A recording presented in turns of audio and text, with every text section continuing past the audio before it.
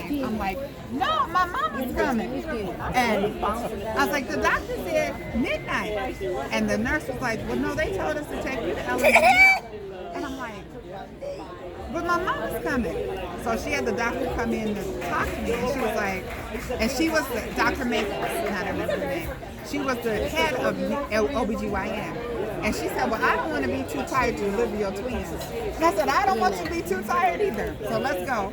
And then I called you to let you know, because you were going to go pick up Mama Michelle.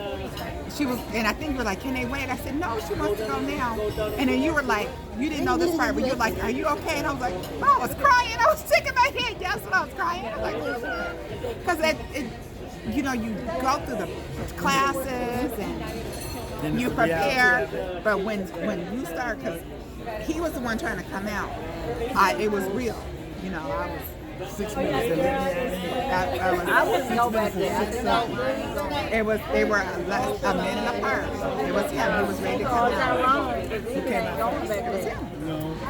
Because he was head first or feet first? He was head first. Well, I don't know. I was listening. 6 minutes. 6 minutes and 6 seconds. Well, no, he was 6 pounds and she was. No, he was 6 pounds, 6 ounces, and she was 6 pounds. They were a minute apart. 9:27, 9:28. 1 minute. And but his placenta was previous, so that means I had to have a C-section. And every time they were like, if you have abnormal bleeding, you have to come in. And that was that night. I was like, oh, he's. I saw you really break down. It didn't break. It was he broke his placenta. Damn, man. Broke up his placenta. Okay, because they were 17 days, 16 days early. A lot of cultures do. I know they do. A lot of cultures do. It was like, oh, we gotta go now. That's another one of them gumbo things. It is. You can put it in the gumbo. Oh, hell no. And I won't be eating gumbo anymore. I love gumbo. But that was no placenta in it. But he was ready to come. And so, and then 1 minute later, because she tugged and she got him out, and I remember her saying too. Kicked him out. No, I'm talking about the doctor.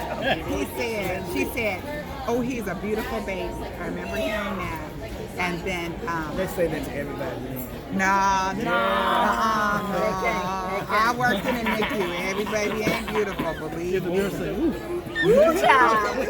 When I was going on my break. Hey, I've been in there when they said, well, at least they're healthy. Okay. That means they're ugly. Okay. And then a minute later, because after they got his head out, it was easy. And then she came out. And then, you remember that? You remember that? And then, I can barely remember. And then I came in. And did nothing. No, he slept. I slept with him on right here all night. Oh yeah, they made each. I wouldn't let him out of my sight. And she took one night. Mama took a night, and Michelle took a night. He slept right here. And then on Michelle's night, I was still on the IV, and I had to go to the bathroom, which took me a very long time to get there. He started crying. Ingrid, remember this part? On Michelle's night, he started crying. And I was in the bathroom. No, he was just crying. He was probably hungry. I needed to nurse him. Well, she didn't wake up. I can hear my baby in there crying. I am surprised. And I can't, it's hard to get up. I just got a No, this was Michelle's night. Each of them spent a night with me. It was on Michelle's night. And I'm like, she's a nurse. She can hear the baby crying. She gonna get up and get the baby. And I'm trying to move as fast as I can, because it was only day 2 after I had surgery. And I get in there and get the baby, and I'm like, Michelle, he in there crying. She was knocked out. Well, that was 18 years ago. Well, that's what I'm saying. She wasn't using the CPAP. She let that baby cry. But she and Chili got him. She picked him up from the airport. He didn't cry on my shoulders all night long. He knew better. Yes, right. Because she probably would have dropped him. I was sitting just like this the whole night. Was he all right? What's wrong with you? I kept looking at him. Shut up. No, he was quiet the whole night long. She picked them up, and you waited until they got in the car, and they were like, I remember that. Then I she was was there. like, they're already here. Well, I know we came to the hospital. Yeah, the next day. Yeah, to see the babies for them. We stayed long. We stayed as long as we see them. We laughed. You remember? I know you know. I'll get that picture. And At that point, too, because they were twins and it was a high-risk pregnancy, every 2 days a week I had to go in for non-stress testing. So they put all 3 of us on a monitor. And the nurses were like, the first day they met me, they were like, they're going to be 35 weeks. I'm like, they were going to be born like one month and 1 week. The nurse, that was their prediction. But you were ready. But I had told him, I said, Dr. Lim, so I love my OBGYN. I said, he said 38 weeks. We got a planned C-section on November 17th. We gonna wait. You said 35 weeks. But they were born at 35 weeks because they still had 16 days to go. And they were born on a Saturday. That Monday morning, those 2 nurses came up in the room. They went to see the babies. They're like, you have beautiful babies. I said, but we told you so. Because when I didn't come in for my appointment, I'm 57 years old. I'm so excited. I do have a new baby. His name is Wallace. But they baby. No, but she don't know half the story because Lindsay was already in the incubator, whatever the thing was then, and they were willing her to see her, and I was walking with her, and she was I had a lot of anesthesia. She was like, She was all out of the weekend. oh, really? She was a zombie. Oh, okay. Whatever. And we went rolling on in there, and we sat there with her in the thing. Incubator. And And we couldn't do nothing with her. She was just laying up in there, and she was just laughing, whatever. And she was just How did she do? Reenact that again. How did she do? Thanks. Okay. That was Lindsay. And stuff. But this one wasn't all alert and talking. She was, I'm like, she was not coherent. I was pushing her around and everything. Well, what happened was She was not coherent. I had a panic attack in the delivery because I was sitting there by myself at first, and I had my glasses on because at that point I wore contacts, but that day I just happened to have on my glasses. And when they put the nasal cannula on, once they started the epidural, it starts at like your lower spine and you can see it coming up. And so I felt like I couldn't breathe. And every time I tried to take like an inhale, I felt like my chest wasn't working. At one point, I just had the nasal cannula. That was big. And then I kept thinking I couldn't breathe. So at that point, I'm thinking I'm dying because I couldn't breathe. And then the anesthesiologist, he was this Chinese doctor, and he kept saying, "That's okay, mommy. Don't touch me." So I don't know you, because the man who came to prep me wasn't the same man that was in the room with me.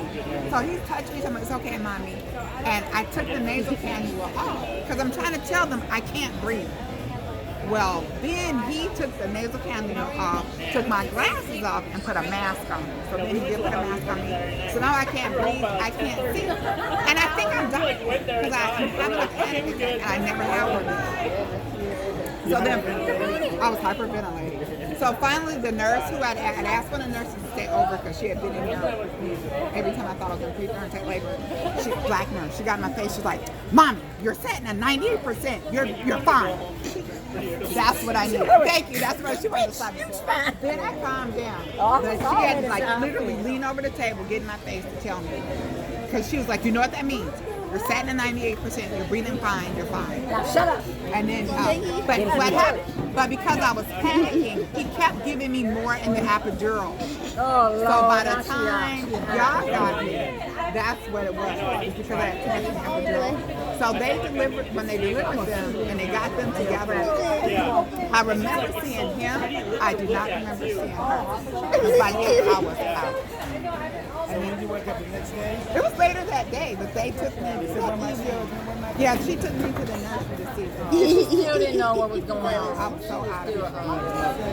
It's because that stuff they give you now, it's good. No, she was dizzy. Yeah. She was all over the place. And she was in that chair, and I was saying, "You all right? Let's go. We're going to go in there and see the baby. We're going to see the baby. We're going to see the baby."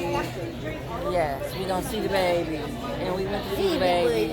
And we stayed with the baby.